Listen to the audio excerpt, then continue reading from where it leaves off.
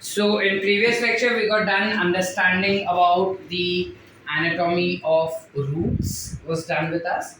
For now we'll get done with anatomy of stem leaves as well as secondary growth कोशिश करते हैं आज complete करने का, ठीक है?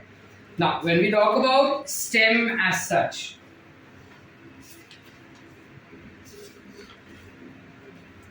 when we talk about stem, we know that stem tends to arise from something called as plumule. जब seed germinate होते हैं तो रेडिकल और प्लूम्यूल निकलता है. Radical for roots, plumule for shoot. Shoot जब बाहर निकलता है तब दो टाइप के शूट्स हो सकते हैं, ईदर फॉर मोनोकॉट्स और for dicots. Talking about dicots, very firstly dicots का जो स्टेम होता है वो कुछ इस प्रकार दिखता है. इसको अगर हम कट किए ना, इसको अगर हमने कट किया तो कुछ ऐसा, मतलब ये पार्ट को अगर ऐसे कट कर रहे हैं तो कुछ ऐसा दिखता है. इसी पार्ट में इतना सा खाली जूम करके हम यहाँ पे देख रहे हैं. One single section of this is being cut, chopped and zoomed over here.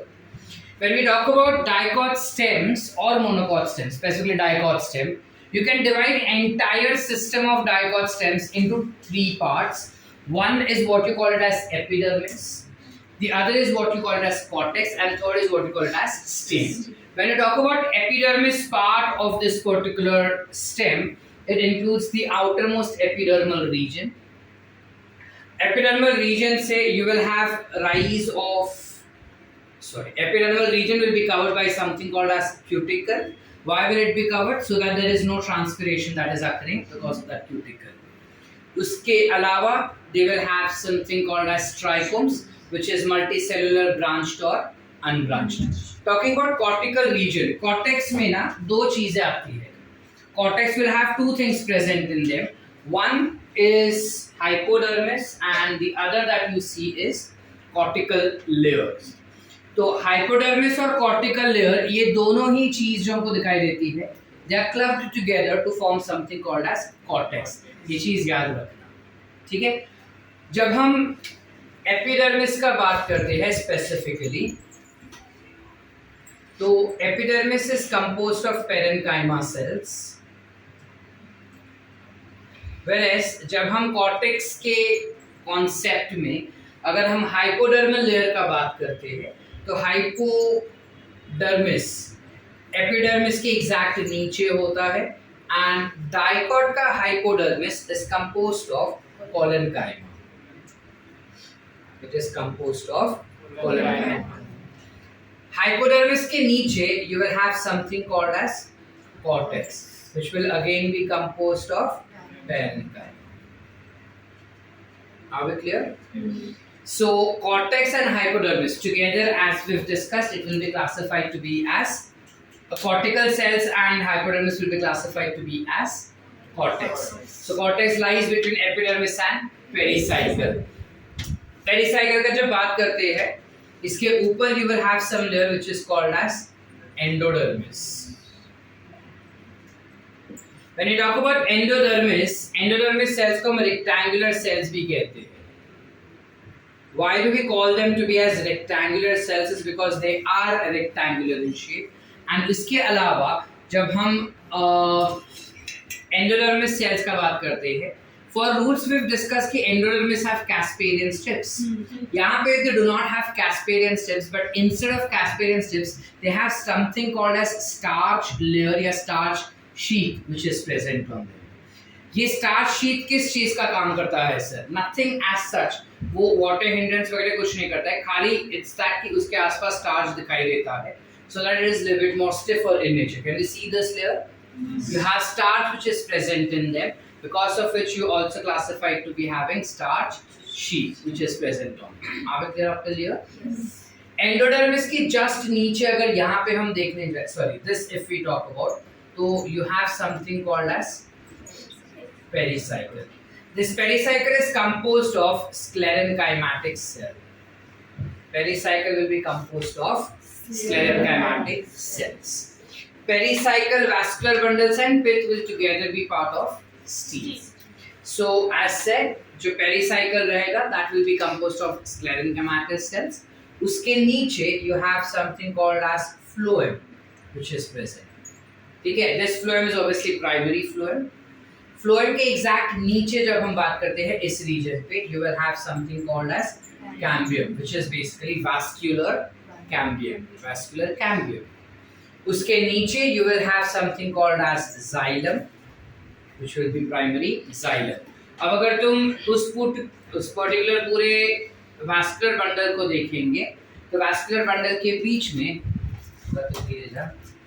उस वास्कुलर बंडल के बीच में ये पूरा वास्कुलर बंडल को अगर तुम ध्यान से देखोगे तो you have two types of xylems which are present। ये कौन सा होगा? अब याद रह जाएगा। तो this is dash type of arrangement, endarch arrangement, because छोटू वाला अंदर है ना, तो that will be endarch arrangement. एक सिंपल कॉन्सेप्ट याद रखो कि घर पे जो भी छोटा बच्चा रहता है ना, उसका हमेशा ज्यादा ध्यान रखा जाता है बड़े को छोड़ के। बड़े को हमेशा सौतेला माना जाता है तो उसको बाहर ही रखते हैं, ठीक है ना वैष्णवी? सो यू हैव, वो बड़ी है ना, उससे ज्यादा छोटे वाले को प्यार मिलता रहेगा। नहीं मत बोलना, पोपट होगा मेरा। So चलो coming back, चलो jokes apart, when we talk about here, that's the simple trick how even I remember कि जो छोटे रहते हैं उसका हमेशा ज्यादा ख्याल रखा जाता है बिकॉज वो ज्यादा नाजुक होते हैं। So by default the smaller cells are inside, तो उसके बेसिस पर ही हम नामकरण करेंगे। छोटे अंदर एंडार्च, छोटे बाहर एक्सार्च, ठीक है। इसके अलावा यहाँ पे दिख रहा है अपने को ये पूरा layer, this will be classified to be as pit, which will be composed of which type of cell? Parenchyma cell. What will be its role? Parenchyma आया तो storage। फोटोसिंथेसिस कौन था?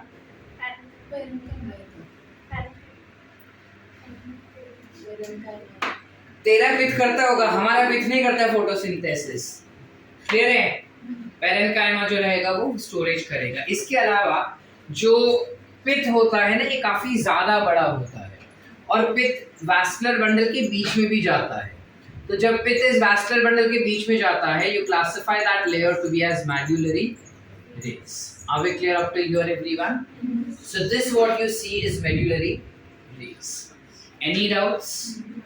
Anyone? आसान? थोड़ा एक कॉन्सेप्ट है जो हम इधर ही साथ में कर लेंगे लेकिन थोड़ी देर के बाद। पहले ये रिवाइज कर लो पूरा। We'll revise the entire stuff again.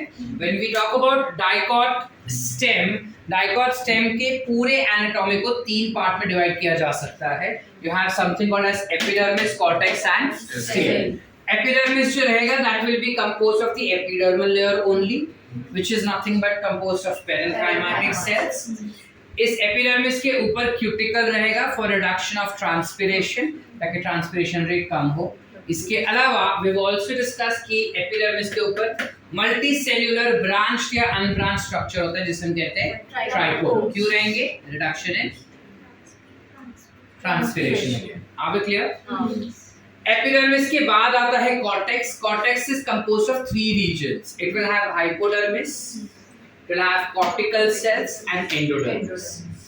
Hypodermis is composed of parenchymatous cells, whereas cortical cells will be parenchyma.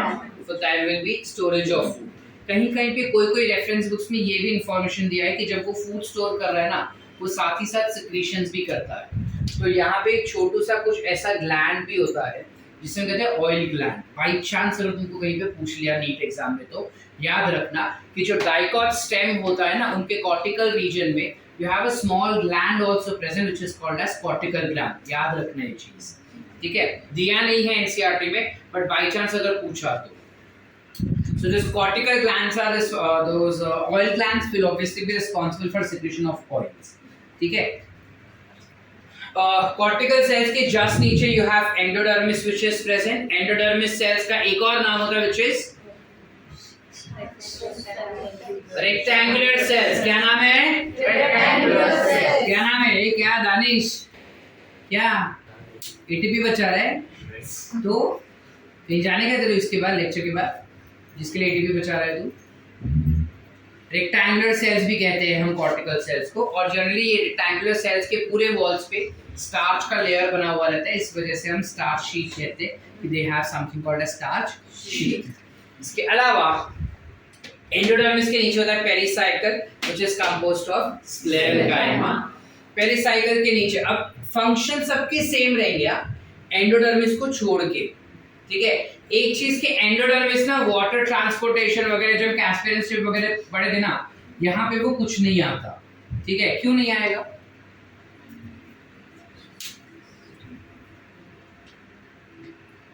क्यों नहीं आएगा? Any reason? कैस्पियन स्ट्रिप्स नहीं है और वाटर का ट्रांसपोर्टेशन हिंडर भी नहीं हो रहा इधर, ऐसा क्यों? Forget why water transplant is not been hindered even after being starch. We know that starch is also water insoluble in nature. पता है नहीं पता है? पता है ना? Starch is a polysaccharide. Polysaccharides are water insoluble in nature. फिर क्योंकि जब हम रूट्स का बात करें वो पानी एब्जॉर्ब करता है ना, और एब्जॉर्ब करके जाइलम में डालता है। ये जाइलम में डालने के बाद ऊपर स्टेम में आने के बाद क्या काम है अपने को पानी का? वो थोड़ी एब्जॉर्ब कर रहा है पानी, वो पानी बाहर ही फेंक रहा है ना। You don't require anything हो जाए, करते चलो भाई। So yeah, then you endodermis के नीचे पेरिसाइकल, पेरिसाइकल के बाद आता है phloem. Phloem is also called as vast, last नहीं बेटा, vast tissue it's called as vast tissue। Phloem के नीचे होगा cambium cells. Cambium originally dash type of cells होते हैं। बताओ कौन सा सिंपल टिश्यू होता है वो? ये मैंने लास्ट सेक्शन बताया था, नर्वस टिश्यू। ओरिजिनली क्या होता है? मेरिस्टेमेटिक टिश्यू नहीं, मतलब हाँ, but later on it turns meristem ना। ओरिजिनली क्या होता है? Parenchyma cells। Meristematic tissue gets differentiated to form something called as parenchyma, which under certain circumstances regains the property of cell division, and that is the reason we don't label it as parenchyma, but we rather label it as cambium, because that will help us in secondary group। करते हैं? Cambium के नीचे होते हैं xylem। Xylem will have dash arrangement। It will have an endarch arrangement। अब endarch बोल दिया यानी प्रोटोजाइलम अंदर, मेटाजाइलम बाहर। उसके नीचे होगा पिथ। पिथ बहुत बड़ा होता है तो वो वास्कुलर बंडल के अंदर जाके घुस जाता है बीच में। तो जब वो वास्कुलर बंडल के बीच में जाके घुसता है तो उसमें कहेंगे मेडिकली रेस। अब सिनेरियो क्या होता है ना कि ये जो इधर अपने को ग्रीन दिख रहा है ना, दैट ग्रीन इज कैम्बियम। तो कैम्बियम सिर्फ वास्कुलर बंडल के बीच में नहीं होता, बट वो एक्सटेंड होता है इधर मेडुलरी रेस में भी एक्सटेंड होता है, कुछ ऐसा। समझ पा रहे? तो जब हम बात करते हैं वास्कुलर बंडल का ना,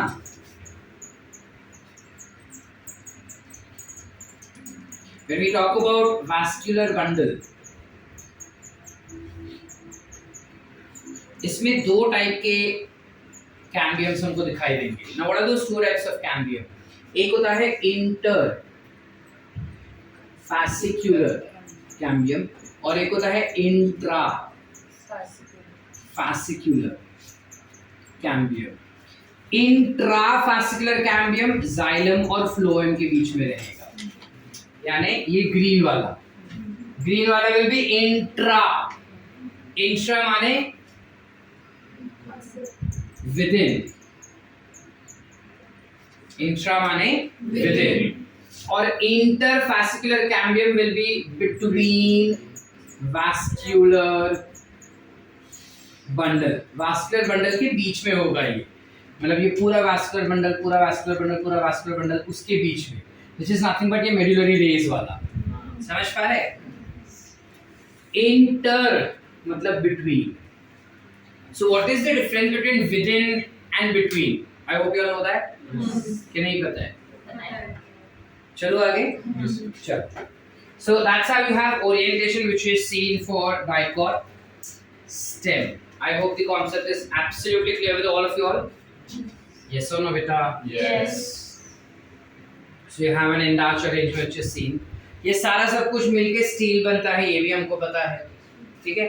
बीच में होता है पिथ। पिथ is composed of parenchymatous cells, which is clear up till there as well, ठीक है। जब हम मोनोकॉट के बारे में बात करेंगे तो इनके जो सेल्स होते हैं या इनका जो ओरिएंटेशन होता है वो डाइकॉट से जरा भी मेल नहीं खाता। मतलब डाइकॉट और मोनोकॉट के स्टेम्स का ओरिएंटेशन जमीन आसमान का डिफरेंस रहता है उसमें। इतना तो क्या लग रहा है सर, देखने में ही अपने को डिफरेंस दिख रहा है।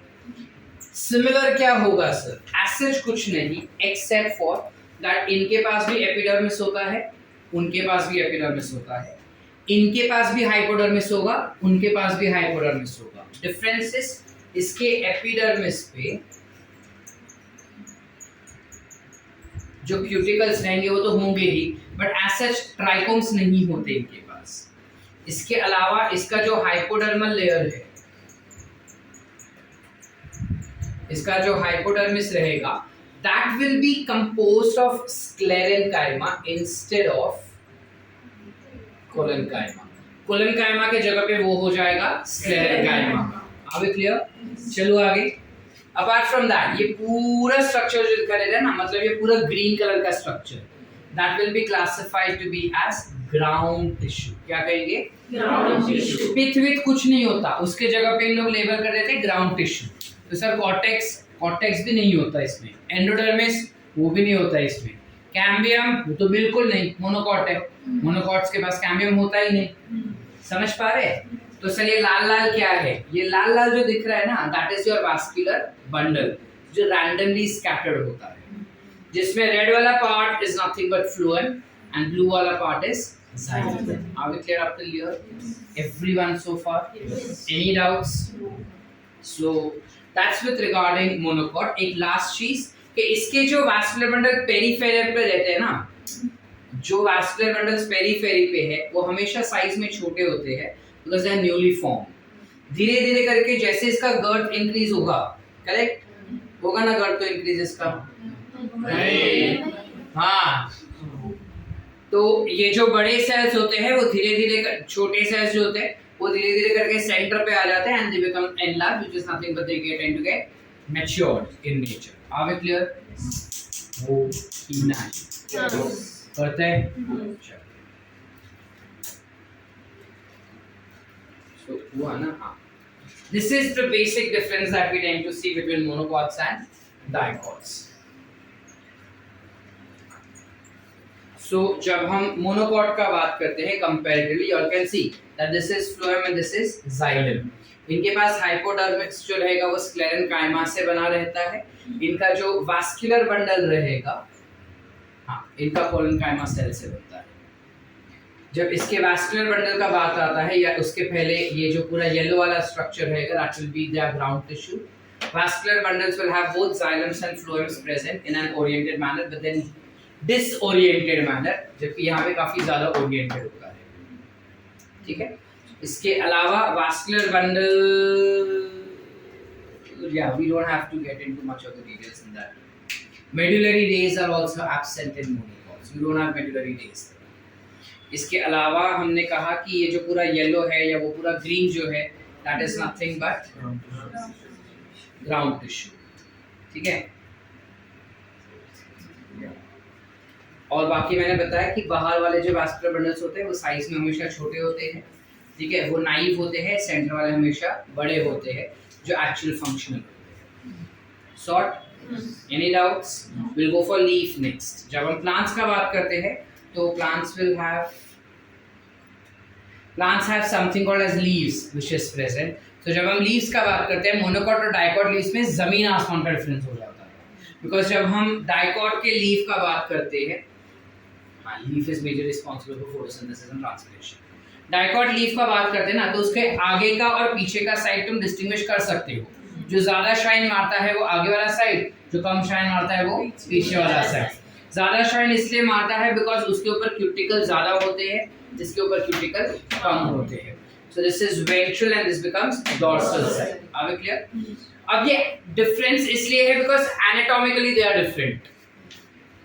डाइकॉट लीफ को हम तीन पार्ट में डिवाइड कर सकते हैं, epidermis, mesophylls and vascular bundles.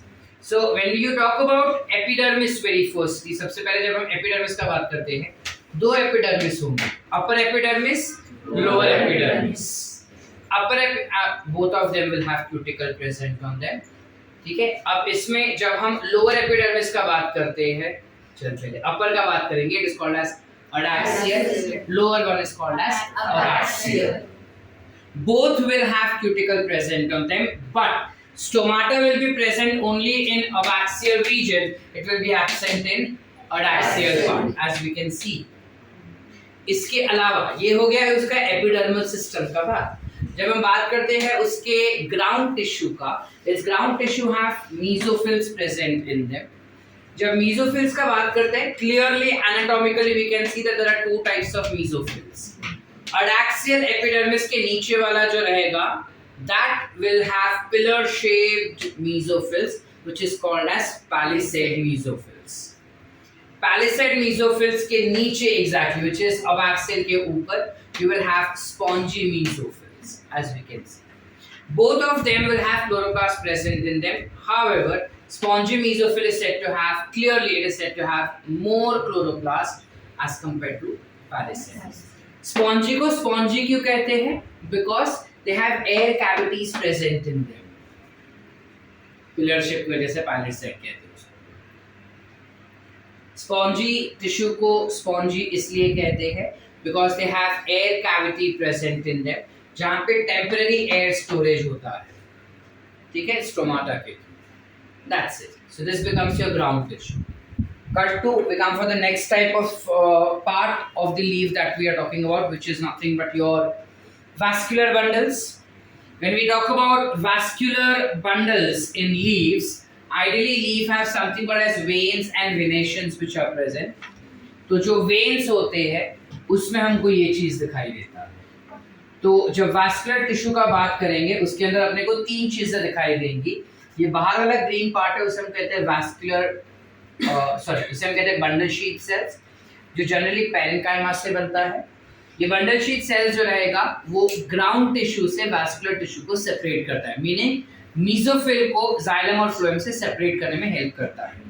और सेंटर में जो अपने को रेड दिख रहा है दैट विल बी जाइलम, और जो ब्लू दिख रहा था that will be your phloem. जब हम मोनोकॉट लीव्स को हम जब माइक्रोस्कोपिकली स्टेन करके देखते हैं तो उनके वैस्कुलर बंडल्स जो रहेंगे वो रैंडमली स्कैटर्ड दिखते हैं. ऐसा क्यों? बिकॉज उसके वेन्स और वेनेशंस रैंडम होते हैं, इस वजह से रेटिकुलेट वेनेशंस की वजह से. डिड वी अंडरस्टैंड और it went too fast? Once more. हाँ बोलिए ना बोलिए. हाँ चलो.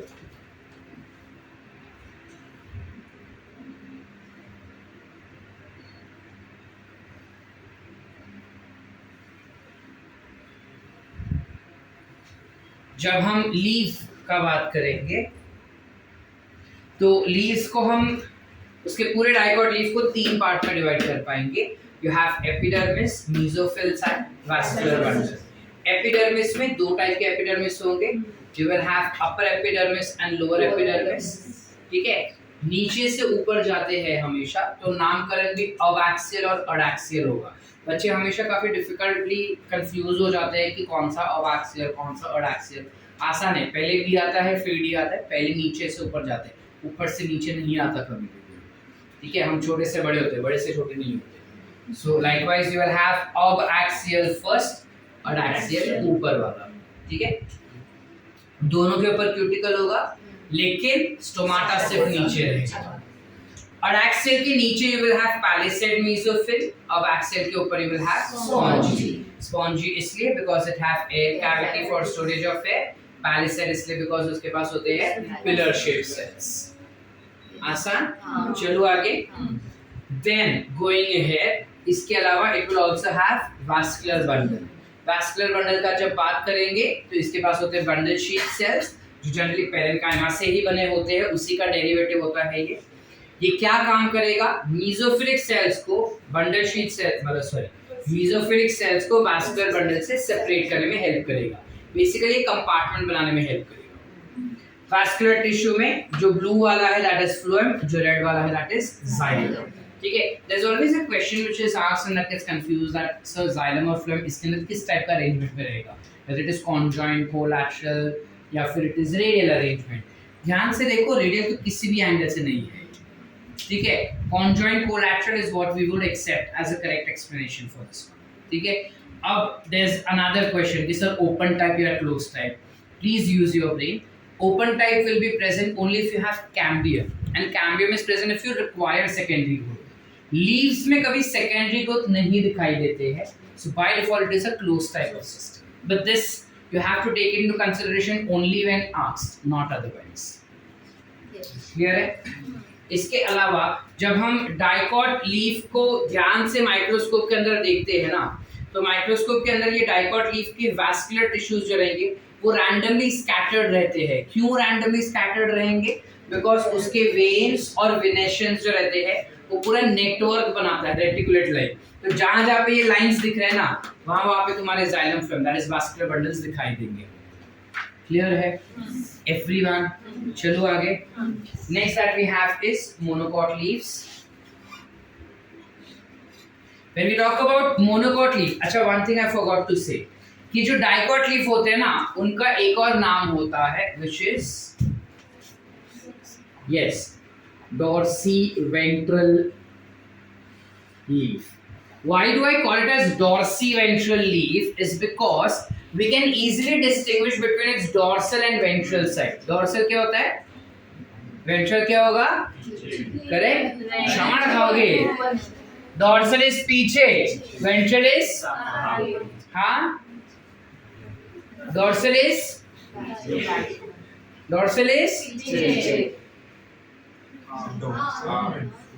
हाँ. तो ये ऊपर का हुआ ना, ऊपर का इज डॉर्सल. तो ऊपर का है ना ये, दिस इज डॉर्सल ना शिवांग. उसका शक्ल देख, वो खुद कंफ्यूज्ड है. करो मेरे साथ सबके सब. Dorsal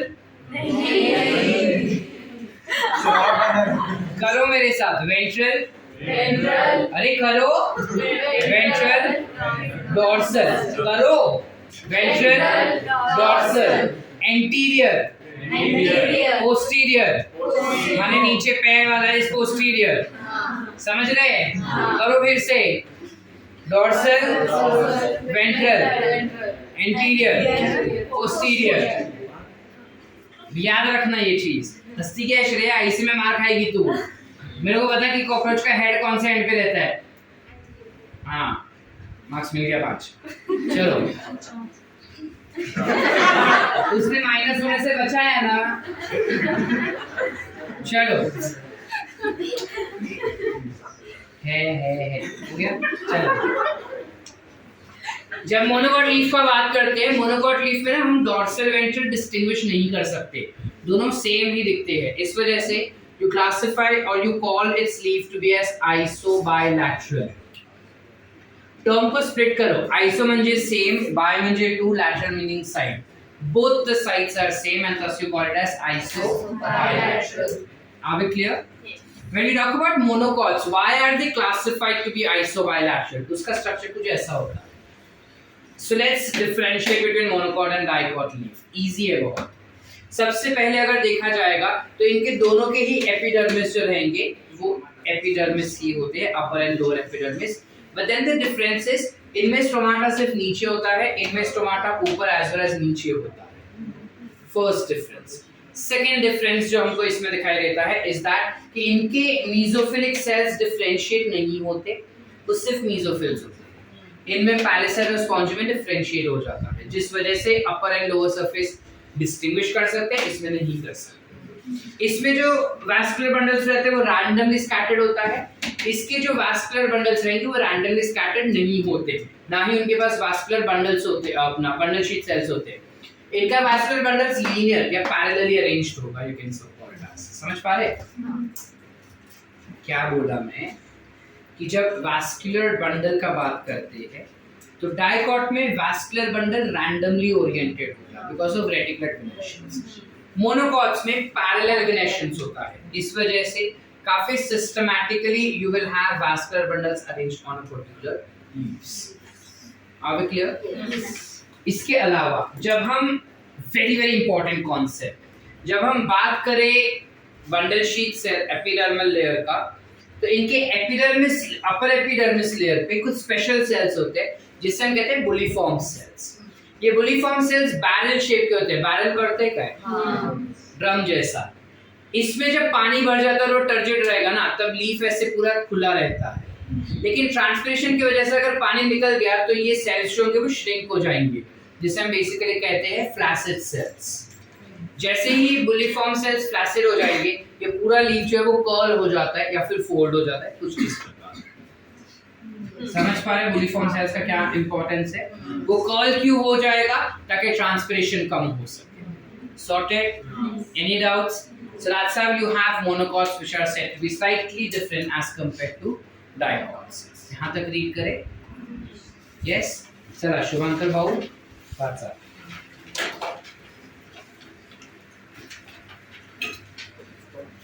Dicotyledonous stem. The transverse section of a typical young dicotyledonous stem shows that the epidermis is the outermost protective layer of the stem. Covered with a thin layer of cuticle, it may bear trichomes and few stomata. The cells arranged in multiple layers between epidermis and pericycle constitute of cortex. It consists of three subzones. The outer hypodermis consists of few layers of parenchymatous cells just below the epidermis, which provide mechanical strength to the young stem. Cortical layers below the hypodermis consist of rounded, thin-walled parenchymatous cells with conspicuous intercellular spaces. The innermost layer of the cortex is called the endodermis. The cells of the endodermis are rich in starch grains, and the layer is also referred as the starch sheet. Pericycle is present on the inner side of the endodermis and above the phloem in the form of semilunar patches of sclerenchyma. In between the vascular bundles, there are few layers of radially placed parenchymatous cells which constitute medullary rays. A large number of vascular bundles are arranged in a ring. The ring arrangement of vascular bundles are characteristic of dipod stem. Each vascular bundle is conjoined open and with enlarged protoxylem. A large number of rounded parenchymous cells with large intercellular spaces which occupy the central portion of the stem constitute the peak.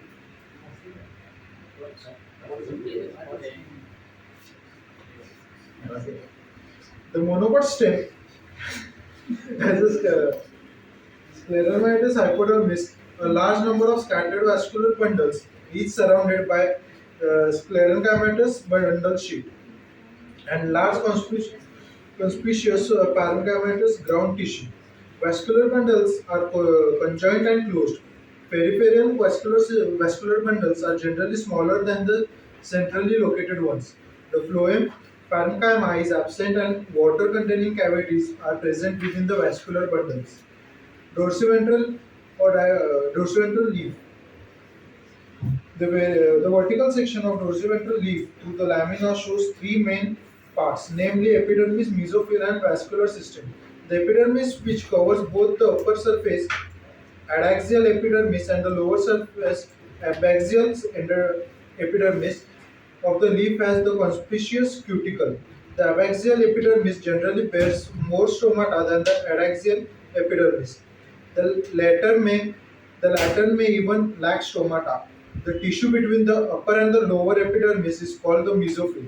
Mesophyll, which possesses chloroplast and carry out photosynthesis, is made up of parenchyma. It has two types of cell: the palisade parenchyma and spongy parenchyma. The adaxially placed palisade parenchyma is made up of elongated cells which are arranged vertically and parallel to each other. The oval or round and loosely arranged spongy parenchyma is situated below the palisade cells and extends to the lower epidermis. There are numerous large spaces and air cavities between these cells. Vascular system includes vascular bundles which can be seen in the veins and the midrib. The size of the vascular bundles are dependent on the size of the veins. The veins vary in thickness and reticular venutation of the dipole वेन्यूटेशन क्या होता है? Venations of the उनका term dipole. Use करते हैं. The vascular bundles are surrounded by the layer of thick-walled bundle sheet cells. Look at figure 6.8 and find the position of the xylem in the vascular bundle. Isobilateral leaf. The anatomy of isobilateral leaf is similar to that of dorsiventral leaf in many ways. It shows the following characteristics: differences in an isobilateral leaf. The stomata are present on both the surfaces of epidermis, and the mesophyll is not differentiated into palisade and spongiparenchyma. In grasses, certain adaxial epidermal cells along the veins modify themselves into large empty colorless cells. These are called bulliform cells. When the bulliform cells in the leaves have absorbed water and are turgid, the leaf surface is exposed. When they are flaccid due to water stress, they make the leaves curl inwards to minimize water loss. The parallel venation in monocot leaves is reflected in the near similar sizes of vascular bundles, except in main veins, as seen in vertical sections of the leaves. Sort. Any doubts? नक्की. जाऊया पुढे. Now furthermore when we talk about plants, हमको पता है कि plants के अंदर जो स्टेम होता है वो आगे जाके बन जाता है समथिंग कॉल्ड एज ट्रंक. जब वो स्टेम ट्रंक बनता है ना, जब स्टेम ट्रंक बनता है तो उसे हम कहते हैं secondary growth. And that secondary growth is possible because of the vascular cambium that we just spoke about.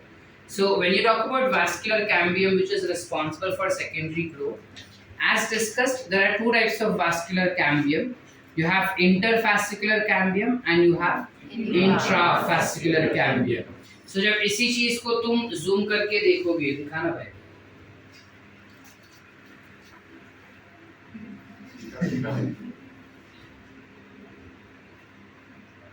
Yeah, when you zoom this particular structure, this becomes your intrafascicular cambium. This becomes interfascicular cambium. Together they meet up and they give you something called as cambial ring. और ये cambium ring जो रहेगा that will be seen only in stems but not in roots. ये cambium ring जो रहेगा under favorable climatic conditions they start getting multiplied, and when they start getting multiplied you will have, yeah, so it is giving you a detailed version that this is intrafascicular cambium. Medullary rays के अंदर ये आगे extend होता है to form interfascicular cambium, और इस तरीके से पूरा एक cambium ring बन जाता है. ठीक है, और ये cambium ring favorable climatic condition में multiply हो जाएगा. जब ये cambium ring multiply होता है, कुछ cells ऊपर जाते हैं, कुछ cells नीचे जाते हैं. जब वो cells ऊपर और नीचे जाएंगे तो automatically you tend to get something called as secondary xylem and secondary phloem. Let's try and see how exactly it looks like when it gets divided. So yeah, here it is. अब जब हम इसका बात करते हैं, ये वाला diagram जो अपने एनसीईआरटी में भी दिया है, अब इसमें ना लेबलिंग हमेशा हम कंफ्यूज हो जाते हैं कि किसको क्या लेबल करें. Sir I don't know how many of you guys are, but I found most of the students get confuse कि सर सब कुछ सेम ही लग रहा है, कुछ अलग नहीं है. काफ़ी इजी है, अंदर से बाहर जाओ. मैंने पता है कल तुमको पिछले हफ्ते एक एग्जांपल दिया था कि जब सेकेंडरी जाइलम आता है ना तो वो धक्का मारता है प्राइमरी को कि भाई तू अंदर जाना करके, और प्राइमरी जाइलम जो है सबसे अंदर चला जाता है. So this becomes your primary xylem. पूरा सेंटर पार्ट जो पित्त था ना, अब वो बन जाता है primary xylem. This becomes primary xylem. उसके बाहर हो जाएगा ऑब्वियसली सेकेंडरी जाइलम, वही तो धक्का मारता था. सेकेंडरी जाइलम के बाद था कैम्बियम. कैम्बियम जो है वो सेकेंडरी जाइलम अंदर और बाहर क्या देगा, सेकेंडरी फ्लोएम. तो ये लैवेंडर कलर का स्ट्रक्चर जो हो जाएगा that will be primary phloem, और इसके बाहर वाला will be periderm. Periderm is nothing but cork cambium, cork and secondary cortex together is called as periderm. Are we clear up till here? करते कि नहीं? तो क्या हो गया, फिर से देखते हैं. सेंटर पे आ जाता है सेकेंडरी जाइलम. ये जब डिवाइड हो जाएगा ना, ये प्राइमरी है, ये जाइलम है, ये फ्लोएम. जब डिवाइड होके नीचे भेजेगा तो प्राइमरी जाइलम सेकंड सेंटर पे आ जाएगा और ये बन जाएगा क्या, सेकेंडरी। तो वही हुआ, प्राइमरी जाइलम सेकेंड पे, प्राइमरी जाइलम जो है वो सेंटर पे आ गया एंड सेकेंडरी जाइलम जो है वो बाहर के लेग में दिखाई देगा।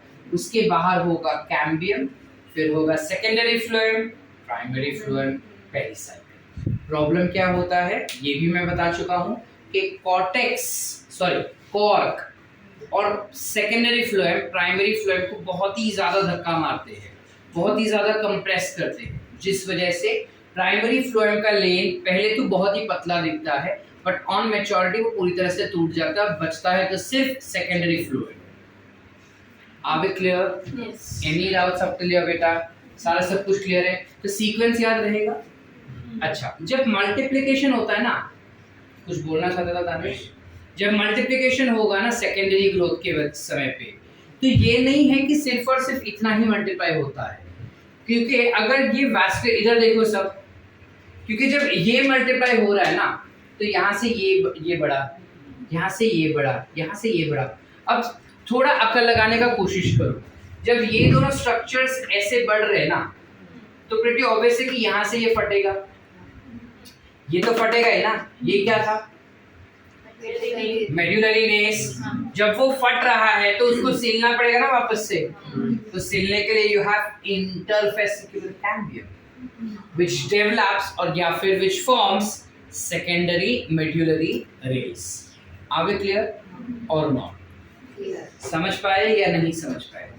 अब सेकेंडरी मेड्यूलरी रेस का जो हम बात कर रहे हैं ना उसमें भी कुछ स्पेसिफिसिटीज होते हैं, यानी हम कैसे लेबलिंग दिखाए, क्योंकि यहाँ पे तो दोनों सेम ही दिख रहा है, अगेन कौन सा प्राइमरी कौन सा सेकेंडरी कैसे पता चलेगा? सिंपल है, जो मेड्यूलरी रे प्राइमरी से प्राइमरी तक जाता है that will be what, primary medullary rays. और जो रेस सेकेंडरी से सेकेंडरी जा रहा है, can you see that? That will be a secondary medullary rays. So it becomes way much more easier if you sort out your structures like that. Are we clear? Yes. Everyone? Yes. Any doubts? No. चले आगे। तो अब वो पूरा चीज वापस से video में देख लेते हैं हम जो बताए, ठीक है? काफी डिटेल में अच्छे से एक्सप्लेन किया उसने वीडियो में। So you have secondary xylem and secondary phloem which has been seen. Levels are pretty much same that we've discussed. चलो zoom में अच्छा वर्जन दिख रहा है। You have cambium ring, secondary xylem, secondary phloem, primary xylem, ये तुम्हारा हो जाता है secondary xylem and secondary phloem and primary phloem। अब यहाँ पे दिखाया है कि secondary phloem और कॉर्क रीजन जो रहेगा वो प्रेस करेगा, जिसकी वजह से तुम्हारा प्राइमरी फ्लोएम जो है वो काफी पतला हो जाता है। समझ पाए कि नहीं? So this is again the same thing. अब ये तुमको बता रहा है अबाउट मेड्यूलरी रेस कि मेड्यूलरी रेस प्राइमरी और सेकेंडरी होता है। Primary medullary rays primary xylem से प्राइमरी फ्लोएम तक, secondary medullary rays secondary xylem से सेकेंडरी फ्लोएम तक। आसान है कॉन्सेप्ट, समझ चुके हैं यहाँ तक हम? आगे चले, अब थोड़ा अकल लगाओ। ये पूरा सेंटर पार्ट है ना, स्टील वाला पार्ट, अगर मैं किसी भी चीज को सेंटर से बड़ा करूं तो पेरिफेरल रीजन तो फटेगा ही फटेगा। यस और no? Yes. Meaning if suppose I have this as my tree trunk, centre का पार्ट में बड़ा कर रहा हूं, बाहर से मैं बड़ा नहीं कर रहा, सिर्फ सेंटर का खींच रहा हूं, तो ऑब्वियसली बाहर के यहाँ के रीजन कट्स आने शुरू हो जाएंगे। यस और नो? जैसे अगर ये नॉर्मल हमारे फटी एरिया जिसको बोलते हैं ना, क्यों फटता है? Because when you are pressing it, central area जो है वो एक्सपांड हो जाता है, तो आसपास का लेयर जो है वो फटना शुरू होता है। गर्ल्स जो किचन में काम करते हैं, you would know it better, कि जब तुम रोटी बेलते हो ना और सेंटर पार्ट में अगर ज्यादा तुम प्रेस करोगे तो साइड में से रोटी टूटना शुरू हो जाती है। सारी नालायक है, कोई किचन में नहीं जाता। चलो एक हाथ छोड़ के, एक जो ऐसा स्ट्रांगली बोल रहे जाते हैं सर, बाकी सब शक्लें देख रहे, ऐसा होता है क्या?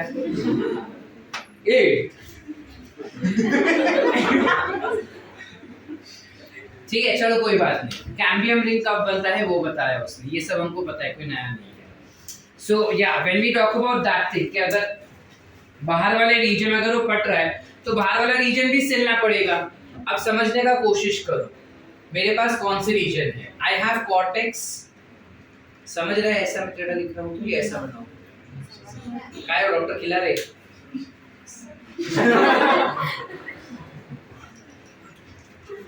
क्या सीन हो रहा है देख, ये है कॉर्टेक्स, करेक्ट? कॉर्टेक्स के ऊपर अब जब ये नीचे से फट रहा है ना चीज, तो सबसे पहले कॉर्टेक्स को पता चलेगा, क्योंकि नीचे का फटा मतलब एंडोडर्मिस तक फटेगा ना वो भाई, पहली साइकिल से एंडोडर्मिस आता है, एंडोडर्मिस तक फटेगा, तो सबसे पहले किसको पता चल रहा है? कॉर्टेक्स को। जैसे ही कॉर्टेक्स को पता चलता है ओहो अंदर वाला तो ग्रो हो रहा है, मैं तो फट जाऊंगा इसमें, मेरा तो नुकसान हो जाएगा, तो वो क्या करता है फटाक से उसके ऊपर वाले मालिक को बताता है। कॉर्टेक्स के ऊपर is ideally hypodermis, but NCERT clearly determines कि hypodermis is not your cork cambium. Cork cambium is epidermis के नीचे, hypodermis के ऊपर, ऐसा बताया जाता है। तो हम क्या पकड़ेंगे? वही, वो झूठ बोल रहे तो हम झूठ को ही सच मान के चलेंगे, ठीक है? So you have cork cambium which is present over here. cork cambium का दूसरा नाम है फेलोजेन, याद रखना भाई, उसका दूसरा नाम है फेलोजेन। अब ऊपर तो क्या होता है वो छोड़ ही दो, जाने दो उस पार्ट को। कॉर्क कैम्बियम है, अब जब नीचे से फटने का इंफॉर्मेशन आया तो ये ऊपर वाले क्या करेंगे? फटाफट फटाफट फटाफट फटाफट रेप्लिकेट करेंगे, replicate replicate replicate replicate replicate, कुछ सेल्स ऊपर कुछ सेल्स नीचे। जो सेल्स नीचे बनाएगा सेकेंडरी कॉर्टेक्स, जो सेल ऊपर बनाएगा कॉर्क। आगे क्लियर कि नहीं? समझे? आसान। अब ऊपर जो गया उसका नाम क्या, नीचे जो गया उसका नाम क्या? नीचे जो गया वो जाड़ा पट्टा था, जाड़ा पट्टा पट्टा पट्टा माने डर्म, तो ये हो जाएगा फेलो डर्म। क्या हो गया? बच गया मेरे पास एक ही नाम विच इज फेलम, तो ये हो गया फेलम। आसान। अब most of the confusion also what occurs over here is that sir किसको फेलम बोलते हैं, किसको फेलोजेन बोलते हैं, किसको फेलोडर्म, हमको नहीं याद रहता सर। मैच द कॉलम में या फिर which is the correct term, give me the correct combination, हम भूल जाते हैं सर। मैं जैसे याद रखता हूँ वैसा तुमको बता सकता हूँ कि जब टर्म आता है फेलोजेन, जेन माने जनरेशन, जनरेशन यानी किसी को पैदा करना, इन दोनों को पैदा करने वाला कौन? कॉर्क कैम्बियम, तो नाम आ गया फेलोजेन, ठीक है? फिर आता है फेलम और फेलोडर्म के बीच में कंफ्यूजन कि ऊपर डर्म या नीचे डर्म, ऊपर डर्म या नीचे डर्म, नीचे डर्म। कैसे डर्म सर, कैसे याद रखे इस चीज को? डर्म यानी लेयर होता है, कॉर्टेक्स जो होता है वो काफी जाड़ा लेयर होता है, सो thus it becomes फेलोडर्म। ऊपर वाला जो है उसको हम फेंक देते हैं, इसलिए फेलम फैल जाता है। समझ पा रहे हैं या नहीं? वो फैलते फैलते फैलते फैलते इतना फैलता है कि ऊपर के सेल्स जो रहेंगे ना, पेरेनकाइमेटिक सेल्स, वो पेरेनकाइमेटिक सेल्स फट जाते हैं and they tend to form lens shaped cells which is called as lenticels. तो जब तक ये फैलेंगे नहीं सेल्स दिखेंगे नहीं। समझ पा रहे हैं या नहीं समझ पा रहे? This is how I tend to remember this concept. तुमको वैसे याद रहता है, तुम वैसे याद रखो, तुम खुद से अपने आप से याद रख सकते हो, अपने उन ट्रिक से तुम वैसे याद रख सकते हो। It's up to you. आगे क्लियर या नहीं समझे? लेंटिसेल्स का क्या काम होगा? Gaseous exchange. आगे क्लियर? यस। Any doubts? ये पूरे कॉन्सेप्ट को हम क्या कहते हैं सर? ये पूरे कॉन्सेप्ट को हम कहेंगे cork cambium, secondary growth by cork cambium. आगे clear? Everyone? Yes. Everyone? Yes. Any doubts? Read कर ले खाली। We'll go with wood वाला पार्ट बाद में, या wood वाला कर ले और फिर पूरा एक साथ रीड कर ले। wood कर लेते हैं फिर पूरा एक साथ कर लेते हैं। चलो wood का पार्ट भी इजी है, लास्ट टू गो। हाँ मतलब इसके बाद भी ending of the chapter wood वाले के part. So what happens basically is temperate zone के जो फॉरेस्ट होते हैं ना उसमें क्लाइमेटिक चेंजेस काफी क्लियर दिखाई देता है, and because of change in this climate उनके अंदर जो सेकेंडरी ग्रोथ रहता है ना वो भी अलग अलग दिखाई देगा अपने। तो सिर्फ और सिर्फ टेम्परेट जोन वाले प्लांट्स में, एनसीईआरटी बोलता है, मैं नहीं बोल रहा, मेरे हिसाब से सारे प्लांट्स दिखाते हैं, बट तुम्हारा एनसीईआरटी बोलता है कि सिर्फ टेम्परेट प्लांट्स जो होते हैं ना, उनमें अपने को रिंग्स, एनुअल रिंग्स क्लियरली दिखाई देती है। आवे क्लियर? तो ये चीज याद रखना। टेम्परेट जोन मतलब क्या Shubhankar?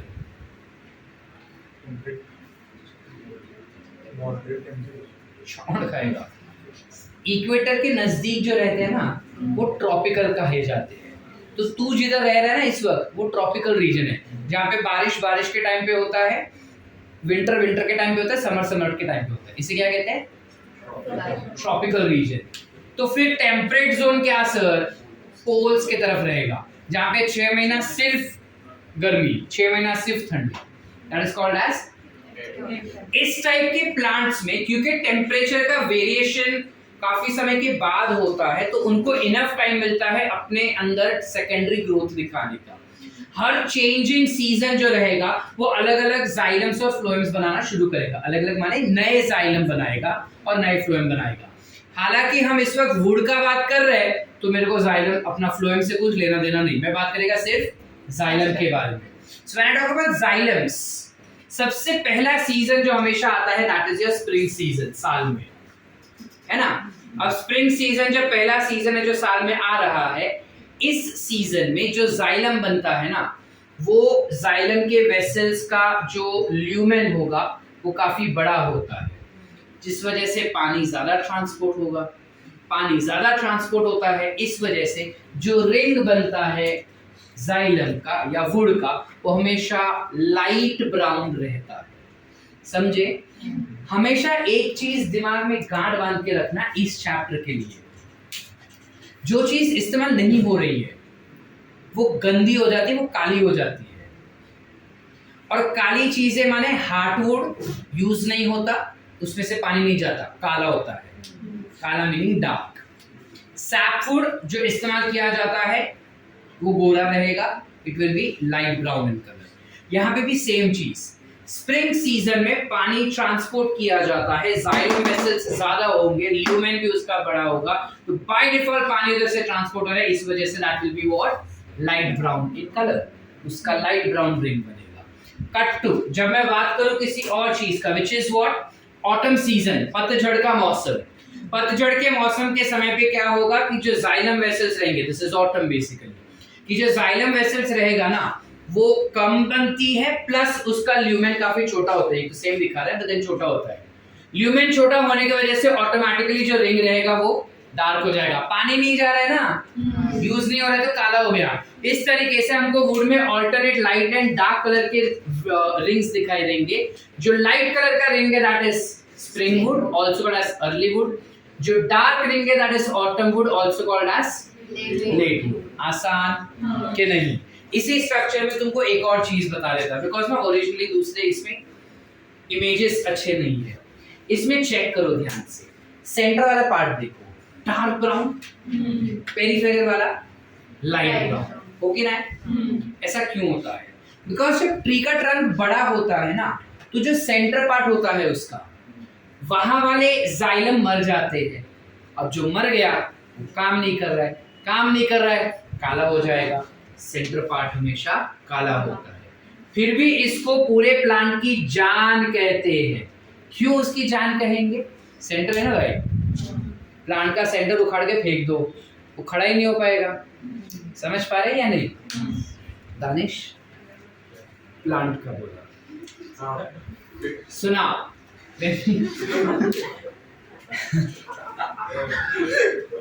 So that's classified to be as hardwood.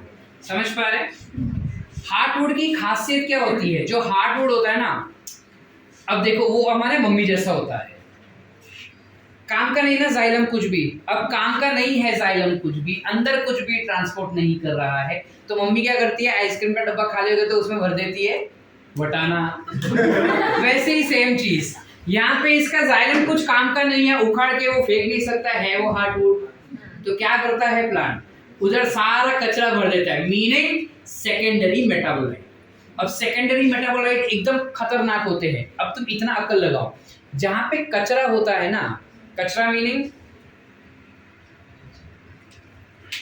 Actually गलत एग्जाम्पल हो जाएगा, but then if you know this concept कि जहाँ पे तुम अनियन का कचरा फेंकते हो या फिर गार्लिक का कचरा फेंकते हो, वहां पे कभी भी कोई इंसेक्ट नहीं ग्रो होता, इंसेक्ट उससे दूर भागता है उसमें स्मेल की वजह से। यहाँ पे भी सेम चीज होता है, ये सेकेंडरी मेटाबोलाइट्स उधर छोड़ देता है, which is resin, latex, ricin, सारे सेकेंडरी मेटाबोलाइट्स इधर स्टोर किए जाते हैं। वो सेकेंडरी मेटाबोलाइट्स इंसेक्टिसिडल्स होते हैं। इंसेक्टिसाइड म्हणजे इंसेक्ट्स को मारने वाला। इस वजह से इस रीजन में कोई भी बैक्टीरिया, इंसेक्ट या वायरस इन्फेक्शन कॉज नहीं कर सकता। आवे क्लियर कि नहीं समझे? Bacteria, insect, virus and fungus, insect को छोड़ो, अंदर तक तो जाएगा नहीं insect, but it is bacterial, virus या फंगल इन्फेक्शंस नहीं होते। क्यों नहीं होते? बिकॉज वहां पे सेकेंडरी मेटाबोलाइट्स डिपॉजिट किए जाते हैं। क्यों डिपॉजिट किए जाते हैं? बिकॉज वो पूरा जाइलम जो है वो मरा हुआ रहता है। क्यों मरा हुआ होता है? जमान उसको एज हो गया ना, से मर जाता है, ठीक है। जबकि पेरिफेरल वाला देखो कितना गोरा है, क्योंकि वो यंग है, उसमें से पानी अभी भी ट्रांसपोर्ट होता है। अब पानी ट्रांसपोर्ट हो रहा है, मीनिंग उसको हम कहते हैं सैप फूड ना, you call it to be as sapwood, because उसमें से पास हो रहा है सैप। सिर्फ पानी नहीं होता, पानी के अंदर थोड़े न्यूट्रिएंट्स भी होते हैं। अब जहां पे भी बैक्टीरिया को न्यूट्रिएंट्स मिला वो तो मल्टीप्लाई होने लगेगा। तो sapwood is highly nutritive, that is the reason इस फूड में you can have bacterial, viral and fungal infections cause आसानी से। समझ पाए या नहीं समझ पाए? सैप फूड और हार्ड फूड का डिफरेंस समझा? लेट एंड अर्ली फूड का डिफरेंस समझा? सारा कॉन्सेप्ट क्लियर? वीडियो देखना है या डायरेक्ट रीड करोगे? वीडियो देखेंगे।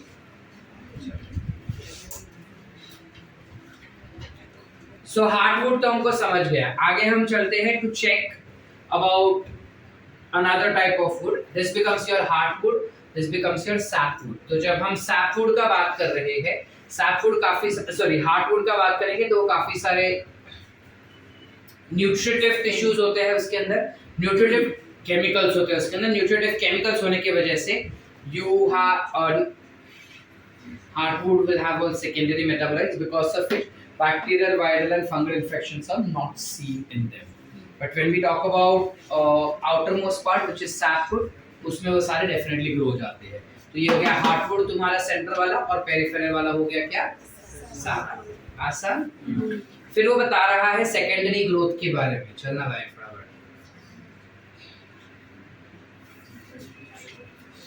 हाँ, और एक लाइट रिंग और एक डार्क रिंग मिलके 1 साल बनता है। तो अगर तुमको दिया था तेरा 10 एनुअल रिंग्स, तो हम क्या बोलेंगे? वो 10 साल पुराना है। If there are 10 annual rings, में कितना साल पुराना बोलूंगा? 10 या 5? There are 10 alternate light and dark bands. Sorted ना, मतलब आता है ना कैलकुलेट करने को? नहीं समझा? अगर बोला तुमको कि 10 एनुअल रिंग्स है, अब एनुअल रिंग्स 10 है ना, मतलब 1 2 3 4 5 6 7 8 9 10, कितने साल का हुआ? 5 साल। 5 साल। तुम बराबर थे, तुम कंफ्यूज मत हो जाओ। You guys were correct for that, ठीक है? Sir, 5 years or 10 years? Sir, one cambium ring has light and dark, na? One cambium ring, one annual rings will have one light and one dark. So if there are 10 annual rings, अगर वो बता रहा है तो 10 years। और अगर there are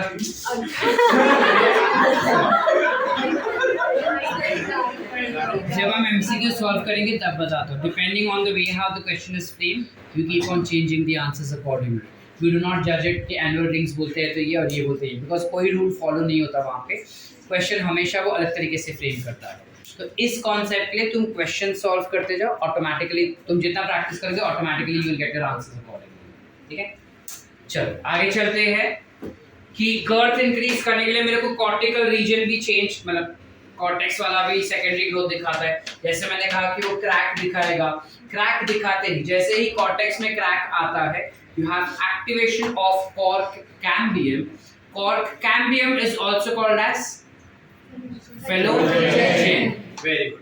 It's also called as phellogen, जो multiply होगा, कुछ सेल्स नीचे डालेगा, कुछ सेल्स ऊपर डालेगा।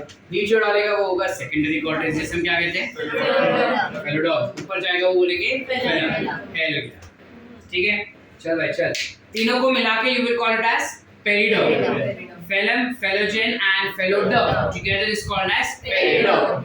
ठीक है, so secondary cortex बनाकर जिसे हम कहते हैं phelloderm, cork बनाकर जिसे हम कहते हैं phellum, 1 2 3 together will be called as periderm. आसान? Any doubts? लक्षात रहे? चलो,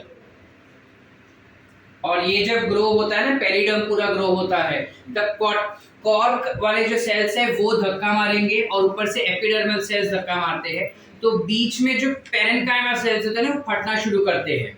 और जब ये पेरेन्काइमा सेल्स फट जाते हैं ना, तो वो कुछ ऐसे फटते हैं कि वो आंखों का जो लेंस होता है ना अपना जूलॉजी, वो लेंस जैसा शेप बनाता है, और वो लेंस जैसा शेप जो बनाता है उस सेल्स को you call it to be as lenticels, which will be responsible for transpiration, exchange of gases as well as some amount of transpiration, 0.1 से 1% of transpiration.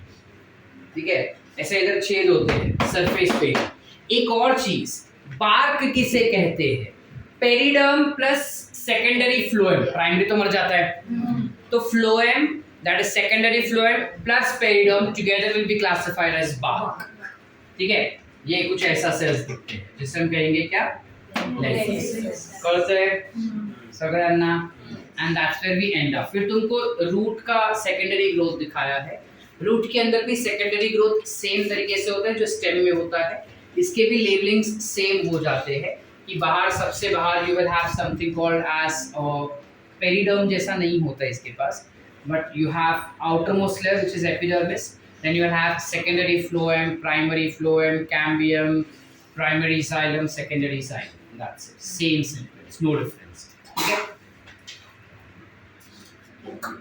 Secondary growth is seen only in dicots and gymnosperms. It will not be seen in anything else. ये याद रखना, monocots में secondary growth नहीं होता. ठीक है? And with that we end up with your entire chapter. Read करें.